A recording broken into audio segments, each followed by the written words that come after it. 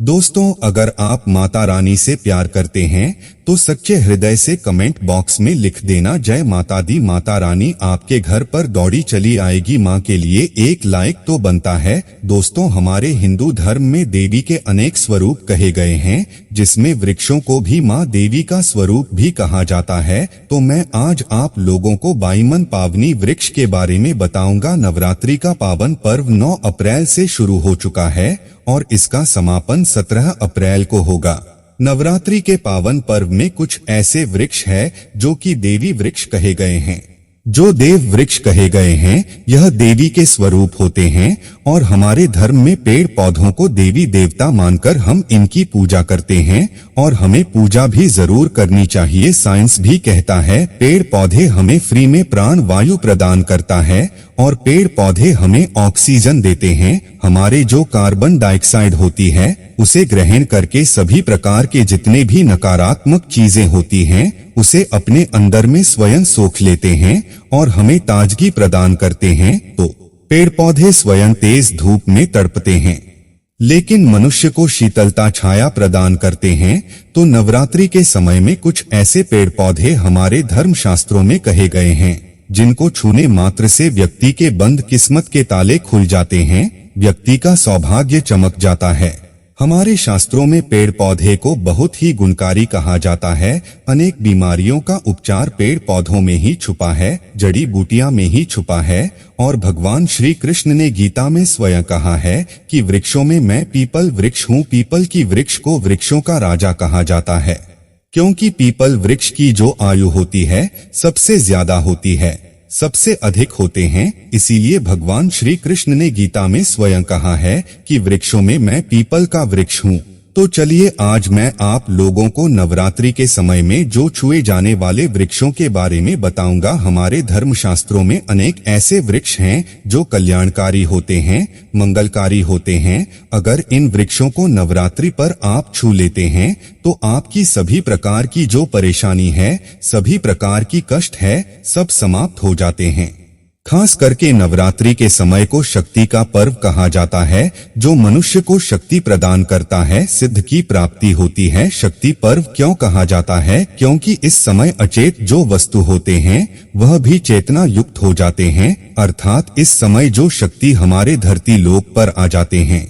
नवदुर्गा को क्या बोल सकते हैं? हम शक्ति बोल सकते हैं। तो माता रानी इस धरा पर आती हैं, इस पृथ्वी लोक पर आती हैं, तो जितने भी पेड़ पौधे हैं, जीव जंतु है, चल अचल सभी प्रकार की जो वस्तु है, इन सब में प्राण आ जाते हैं, इन सब में शक्ति निहित हो जाती है, जागृत हो जाते हैं।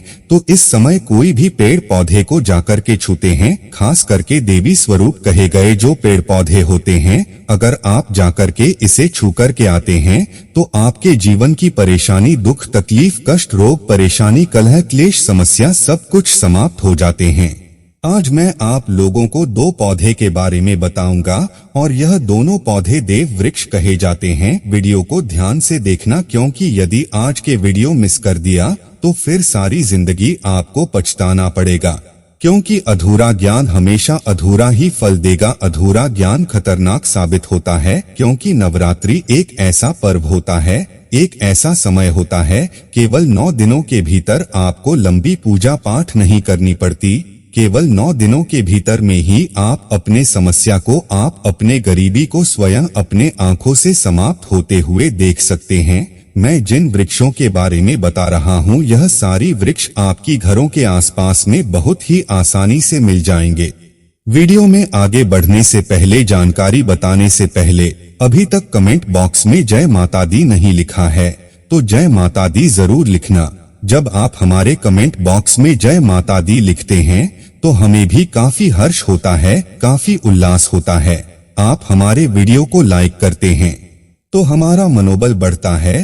तो वीडियो को ध्यान से देखना, कौन सी ऐसी 2 वृक्ष है जिनको हमें छूकर के नवरात्रि के समय में जरूर आना चाहिए। एक खास बात सभी दर्शक बंधु को बताना चाहूंगा, नवरात्रि के समय में जितना ज्यादा हो सके देव वृक्ष की पूजा जरूर करना। देव वृक्ष में कई प्रकार के वृक्ष आते हैं, तो चलिए मैं आप लोगों को बताना चाहूंगा कौन से वृक्ष को छूने से हमारी गरीबी मिटती है। पहले जो वृक्ष आती है वह है बेल का वृक्ष। यह वृक्ष माता पार्वती जी के पसीने से उत्पन्न हुआ है। स्कंद पुराण के अनुसार जो माता पार्वती है यह देवी स्वरूप कहे गई हैं, अर्थात यह नवदुर्गा का स्वरूप कही गई है। तो स्कंद पुराण में कही गई है कि जो बेल का वृक्ष है माता पार्वती जी के पसीने से उत्पन्न हुआ है। इसके डाली में माता पार्वती, जड़ में ब्रह्मा, तन में विष्णु एवं समस्त जो हिस्से हैं उसमें भगवान शंकर जी बसते हैं। संध्या काल में शिव मंदिर के समीप या नवदुर्गा की मंदिर के समीप जो बेल का वृक्ष है, इसके नीचे घी का दीपक जलाने से व्यक्ति धनवान, गुणवान और पराक्रमी बनता है। व्यक्ति के सभी प्रकार के मनोरथ की पूर्ति होती है। हमारे धर्मशास्त्र यह भी कहते हैं कि नवरात्रि के समय में अगर कोई व्यक्ति, जी हाँ, नवरात्रि के समय में अगर कोई भी व्यक्ति बेल की वृक्ष को माता नवदुर्गा का ध्यान करते हुए 7 बार छू करके आ जाता है तो ऐसे व्यक्ति की तत्काल, अगर उपवास व्रत रखा है, ध्यान से सुनिए, जो लोग उपवास व्रत रखते हैं ऐसे व्यक्ति के थकान, सुस्ती तत्काल चली जाती है। अगर कोई व्यक्ति नवरात्रि के समय में अगर बेल वृक्ष की जड़ में दूध चढ़ाते हैं तो सभी प्रकार की व्याधि दूर होते हैं। अगर सिंदूर युक्त गंगाजल चढ़ाते हैं तो व्यक्ति की गरीबी मिटती है। अगर तिल चढ़ाते हैं बेल वृक्ष की जड़ में तो सौभाग्य की प्राप्ति होती है। और अगर बेल वृक्ष के तीनों पत्तों में, ध्यान से सुनिएगा, श्री देवी कही गई, जैसे कि महालक्ष्मी, महाकाली और महासरस्वती, तो बेल के जो तीनों पत्ते हैं महालक्ष्मी, महाकाली और महासरस्वती के स्वरूप कहे गए हैं। तो बेल के अगर तीनों पत्तों में पहले पत्ते में एन, दूसरे पत्ते में हीरी और तीसरे पत्ते में की, तो इस प्रकार बेल के तीनों पत्तों में लिख कर के अगर माता दुर्गा को चढ़ाते हैं तो मनोकामना की पूर्ति होती है, कार्य में सफलता मिलती है।